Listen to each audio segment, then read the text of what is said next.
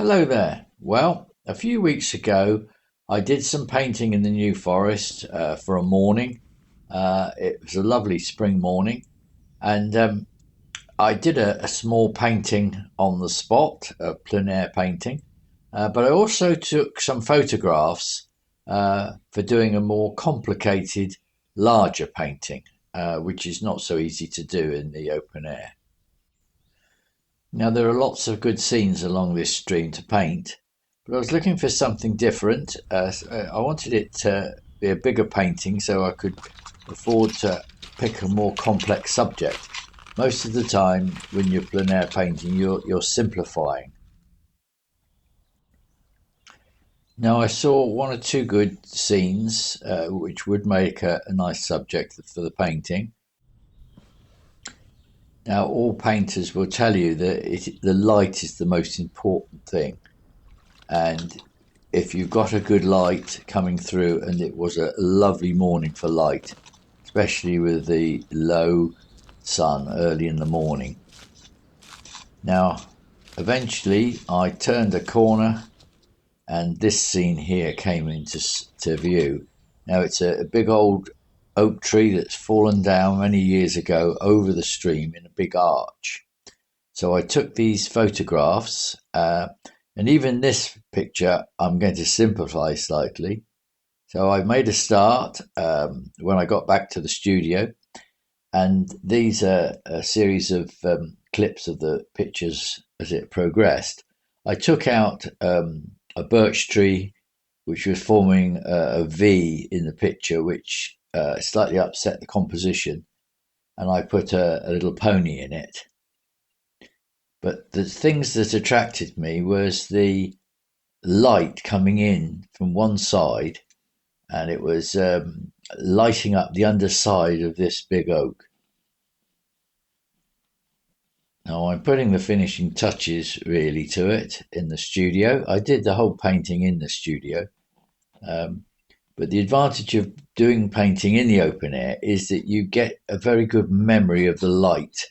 And if you've got a little sketch, even that other little painting that I did gave me some good colour references.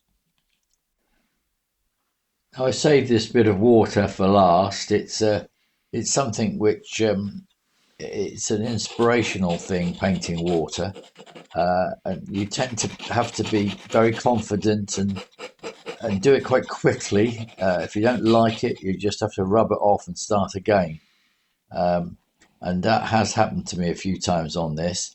But I'm gradually building up the colours that I want, because water has got a lot of colours in it, especially it reflects everything around it, including the sky. I find a palette knife very useful at this stage with water. It's only a small palette knife, but it's very useful. At some stage, I'm just going to have to stop because you can very easily over paint a painting.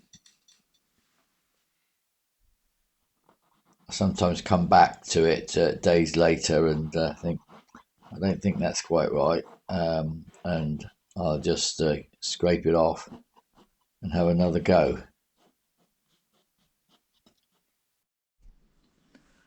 Well, I've just put the what I consider to be the finishing touches to this painting. Well, I made a frame for it a couple of days ago, and that's the best way to display a painting in a frame. And we'll see what it looks like. Always quite exciting at this point. Well, at this point, I think, now what shall I call it? And the little stream is called Docken's Water. It's in the New Forest. And that oak tree that has fallen over it, forming an arch, I might call it the ancient arch over Docken's Water. That tree must have been in situ for quite a long time, possibly 50 to 100 years.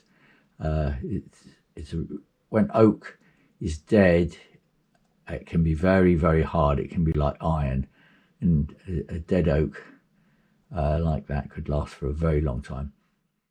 I put a little grey pony in. When I was there were some bay ponies, but I didn't think a bay pony quite suited the composition.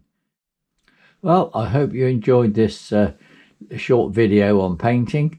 If you did, please click a like and maybe subscribe so you can see another one later. Goodbye for now.